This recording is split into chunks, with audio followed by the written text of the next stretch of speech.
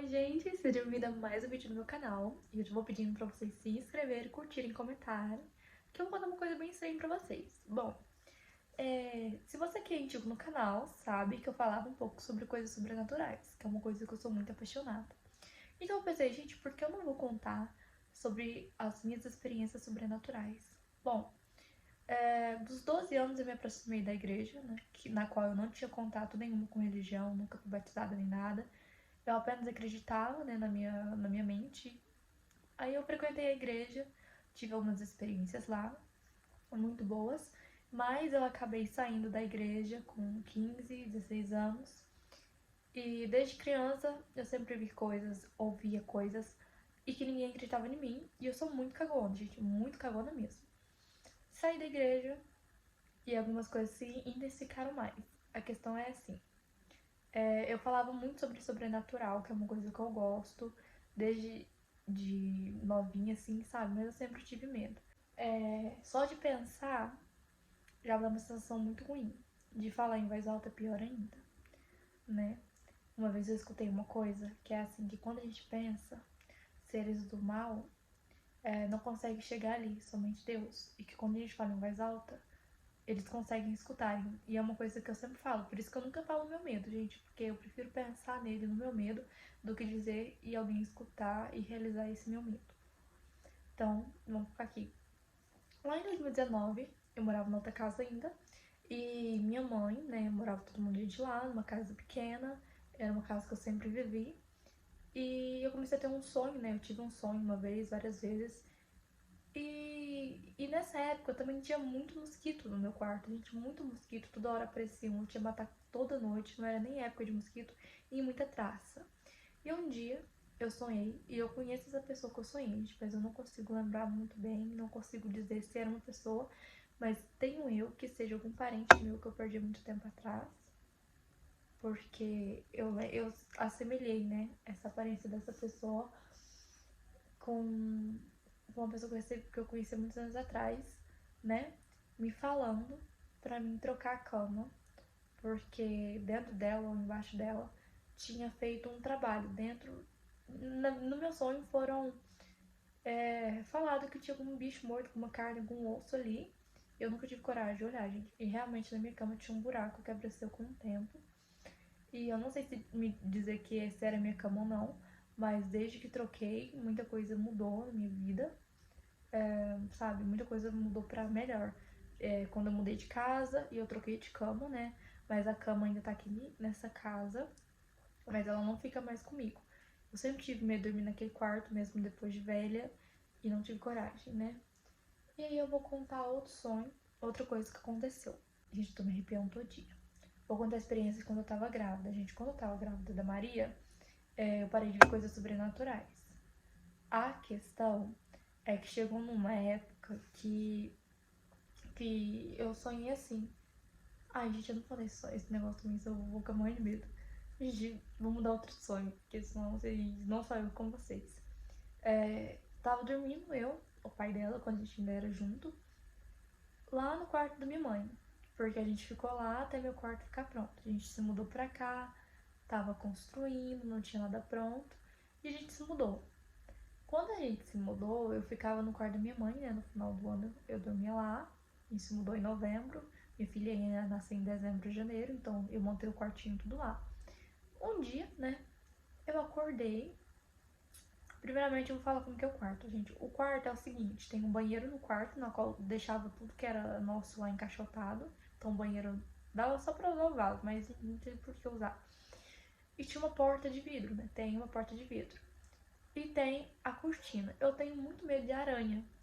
Então, eu deixava a cortina levantada. Nesse dia a cortina tava baixada, mas tava com um pouquinho aparecendo. Eu acordei de um sonho e não conseguia lembrar o sonho. Eu olhei pro lado, né? Eu tava virada assim pro lado da porta, né? Porque o pai dela ficava no canto e eu ficava no lado da porta. E aí eu tava conversando com ele pelo vidro. Gente, a sombra do espelho tava mostrando que ele tava do meu lado. E que ele virou pra mim com um olhar super triste, gente. Esse dia eu fiquei muito chocada, muito chateada. Porque a sombra me olhou com um olhar triste. E eu olhei pra ele, gente, ele não tava. Ele tava no mesmo ambiente que eu, mas ele tava no pé da cama. Ele não tava do meu lado, igual a sombra dele mostrava. E ele não tinha me olhado daquele jeito. Eu lembro até hoje que ele tava com uma blusa azul. Mesmo que a gente se separou, gente, eu não gosto dessa blusa. Porque eu fico muito chateada de lembrar, porque era uma sensação muito ruim. Era uma sensação como triste, eu não sei, sabe? E eu sei que eu não tava dormindo porque eu tava conversando com ele, ele tava ali do meu lado. E foi uma das coisas assim que eu fiquei bem chateada. Teve outro sonho também quando eu tava grávida. Eu tenho medo de contar esse sonho. Algumas pessoas, né, falam que é algo espiritual, que eu sou médium, porque alguns sonhos previam algumas coisas, algumas pessoas vinham se despedir de mim e que eu precisaria me desenvolver. A questão é que eu nunca tive coragem de me envolver com a espiritualidade, porque eu acredito que eu sou uma pessoa muito fraca espiritualmente. E sendo fraca, eu fico muito exposta a isso. Tanto é que eu gravava vídeos aqui pro canal sobre isso e não tive coragem de continuar, porque na mesma época eu comecei a ter problemas que eu associei à anemia, né?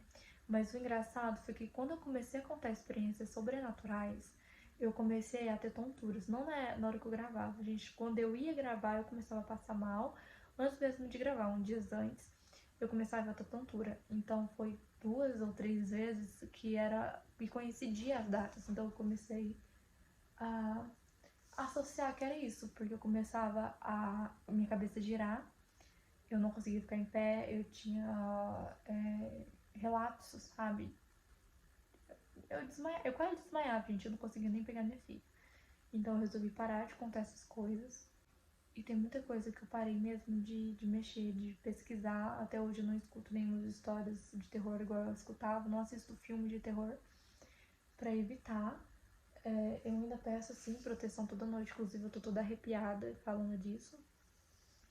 Mas são várias coisas, tem vários relatos que eu gostaria de estar contando melhor. Mas eu não vou contar hoje porque eu tô sozinha e eu estou muito com medo.